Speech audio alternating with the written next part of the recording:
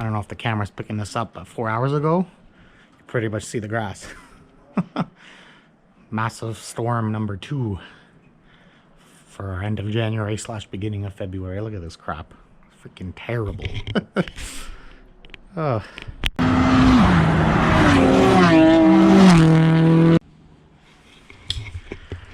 Okay guys, so I realized it's been a couple of weeks since my last update video. The car was being tuned. Tuning is complete now, so I just kind of wanted to go over what's coming for the car, what's slated for it, what I'm going to be doing. So tune is finished. Car makes 24 psi, runs great, pulls hard, makes a ton of torque. It's a very different power curve from when I had the built setup. It's like all power from around 3,500 to 5 grand, and because of the larger turbo, it does pull up past 5 grand, all the way to, you know, 7. But it's definitely not the same as with the big manifolds having all that flow. So that's all right. It's still pretty quick. It's about 350 wheel and probably about 380 torques. This is just based on virtual dyno. I've been seeing anywhere from 335 to 350, just given the temperature outside, air temp. When it's cooler, thing makes more torque, more power. But yeah, I'd say the car probably realistically is around 340 wheel horsepower and about 370 wheel torque. Certainly feels that way. So anyways, guys, it's not easy for me to say this, but I am selling the car. The car has been listed. It's posted. It's posted for $13,000 on Kijiji and on Facebook Marketplace. The $13,000 includes everything, the whole entire build minus the wheels. It's coming only on the Steelies with the winners. The other wheels I had for it, the Konings, I've promised those to a friend. So if someone does want those, they're gonna have to pay me for them because a buddy of mine wants to buy those. So they are not included. Otherwise, everything else is. I did have the car listed a little bit higher, but I had to reduce the price just due to the market. I guess I'll go into that a little bit now. So I'm going to cover now what I am including with the car and what my plan is for the sale, how I'm going to approach it. So first things first, as you guys know, it's a big turbo car. So it's got a GT 3071R with the ATP external hot side, tile 38mm wastegate. I have recently added CFM vented breather cap just because it is cold, Canada, snow, winter. So if someone's going to be driving this in winter, you do need crankcase ventilation. You need it all the time, but especially in the cold. So we've got the breather cap there. I do have a Damon can down there with the breather on it. So those are staying, obviously. That's staying with the car. Now, what I have just done recently, as of yesterday, is I've removed my gauges, oil temp, oil pressure, and then the wideband air fuel failsafe. So car looks so funny without those gauges there. It's like crazy, but you can still see the wiring is there. I've got to pull it through the passenger side. I'll do that when I can get the car outside and get the passenger door open, get some more room. But I've pulled the gauges. It's about $700 Canadian worth of gauges. And both of those can be used in my Civic, in my next build, so I'm keeping those. I also felt like they weren't really necessary for most people who are just going to be street driving this thing.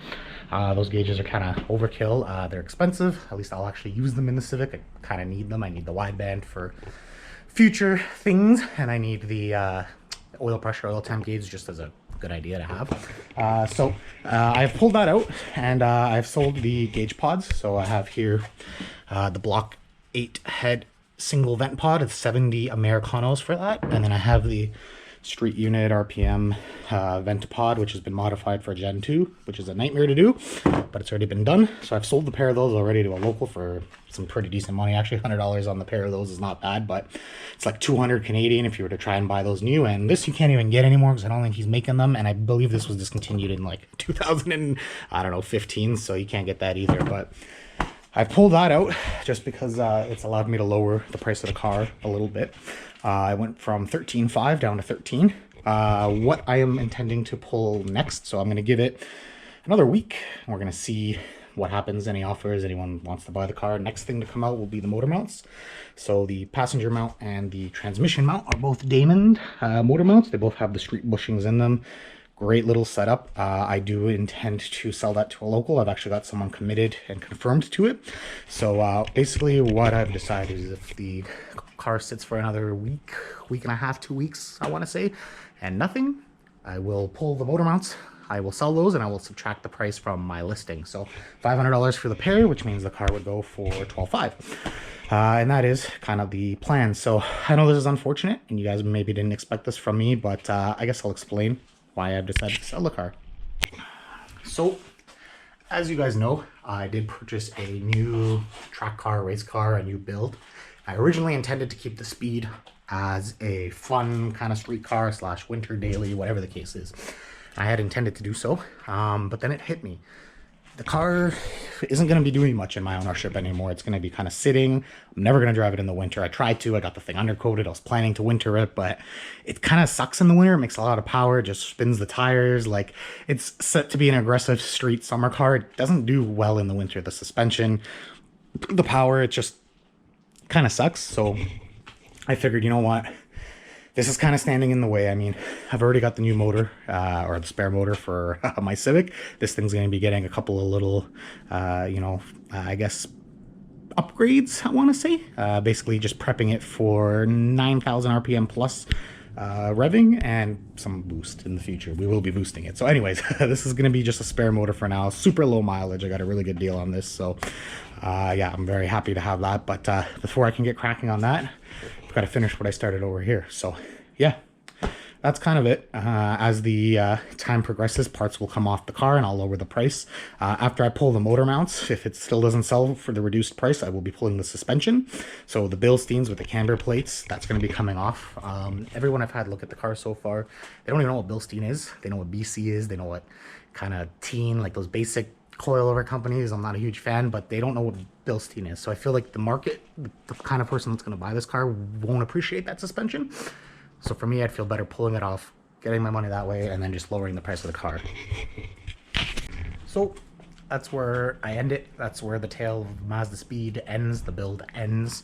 Honestly, I did want to keep the car, but the problem is owning two cars that are heavily modified and heavily built.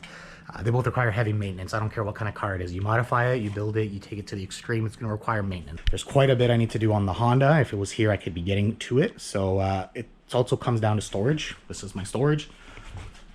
This driveway, that's it. So 3 cars, it's not realistic. I myself own 3, and then the girlfriend's is 4. We don't have anywhere for 4 cars. So it's just not feasible at this time in my life to keep the car. I wish I could. If things were different, if I had a whole bunch of money, sure, I'd keep it, but that's kind of how it goes and how it ends. So anyways, anyone who was on the channel strictly for speed things, you're probably going to be not so interested anymore. But if you were into it for the time attack stuff and the kind of science, the nerdy bits behind how all this stuff works, you should definitely stay on the channel, because we're going to be doing a deep dive into the Honda. There's a lot of differences. There's a lot of stuff to learn on this platform. There's just a whole bunch of things that we're going to get into with this. So yeah, if you were here for the racing and the science, you're going to enjoy. If you were here for the Mazdas, I'm sorry guys, but that's it.